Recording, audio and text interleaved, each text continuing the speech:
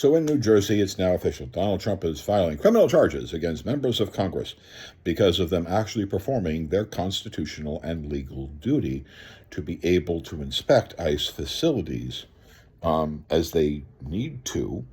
And clearly, I believe that these agents who did these were probably deputized agents, which hopefully is going to begin the doorway to getting a couple of deputized agents to get into a world of hurt so that they realize what just has happened to them and what will happen to all the other deputized agents because that deputized agent felt that he could get that close and be kind of aggressive towards a member of Congress and wearing the uniform of a law enforcement officer.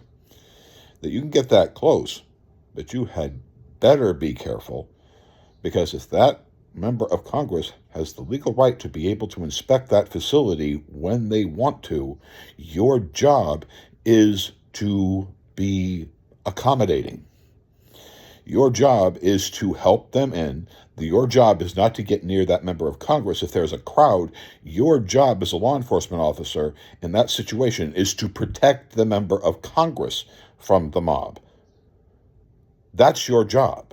Your job is to protect that officer, that congressman.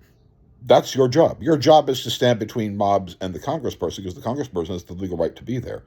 So yeah, a prosecutor signing, that's why they're just filing the charges without getting an indictment. And getting an indictment right now would be really difficult because, well, let's just face it, you're going to try to get an indictment against things that are contradictory in the report, according to people, but that's not the big issue.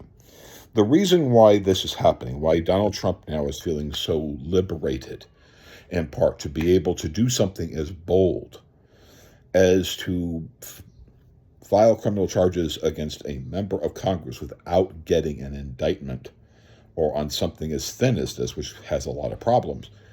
But the reason why he feels this ambitious is because of two states. One is the state of New York and the Judge Ho case. Page 72 of the Judge Ho case, which you can see in the link below, if you want, that's on that case, that's where he literally says that the Department of Justice literally argued that they could do bribery. That, like, for example, like this Congress people that they're trying to file charges against, right? To be able to bribe them with the same type of bribery they were trying to do with the state of New York, which is to say, your mayor, right?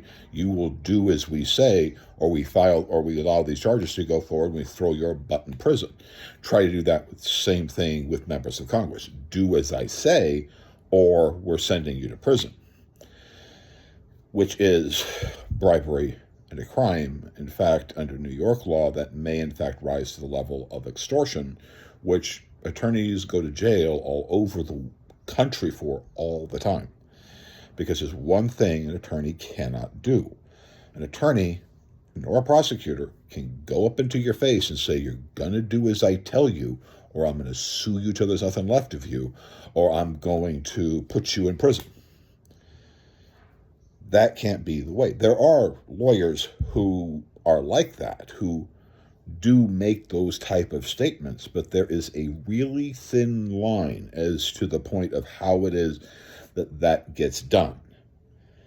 That where legally they make the warning that you're in trouble, please follow the law kind of thing. I'm not a lawyer again, but extortion and bribery by a person, by an attorney, by threat of litigation or prison, can get them disbarred, can get even the attorney thrown in jail. New York is sitting on that case where, under Judge Ho's decision on April 2nd, where he says you guys committed bribery, quid pro quo, on page 72, last paragraph. Then, of course, it's here in the state of California. My state, California, My state, there's been Paramount. Paramount owns a news organization called 60 Minutes, and Trump is committing bribery by literally saying that if you want your merger deal that you guys are really interested in, you are going to sit there and sign this little agreement and, make your news more favorable to me. You're going to hand me lots of money. If you want to have your merger deal, you're going to have to pay me. That's bribery. Now, bribery is a violation of Article 2, Section 4 of the Constitution. Any elected official, and that's what Article 2, Section 4, it's not just the president. It's every single person who is in Washington, D.C. It is the position of honor and ethic written into the Constitution. You cannot conduct bribery. You can't.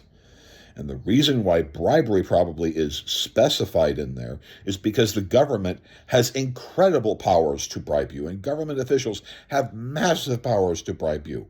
Law enforcement officers can threaten you with prison if you don't give them $20. Yeah, exactly. Anyone can, all right? What stops them is the law. What would stop Trump is if my state stepped up for Paramount and said, bribery. We're filing charges, and then we're going to remove all of your butts from office for committing bribery against a California-based company. If the state of New York took the Judge Ho case and started prosecuting and started looking at the DOJ and ICE and said, you guys don't get to hold your offices anymore because you committed bribery against the people of the state of New York, specifically the city of New York. And you don't want to mess with New Yorkers, and you don't want to mess with Californians. So we need to march and basically say, if they're committing bribery against us and against the people in our states and the companies in our states, we're coming for you and your office. And your office, by being members of the government, are going to be gone because Article 2, Section 4 says you can't do what you just did. Bye-bye.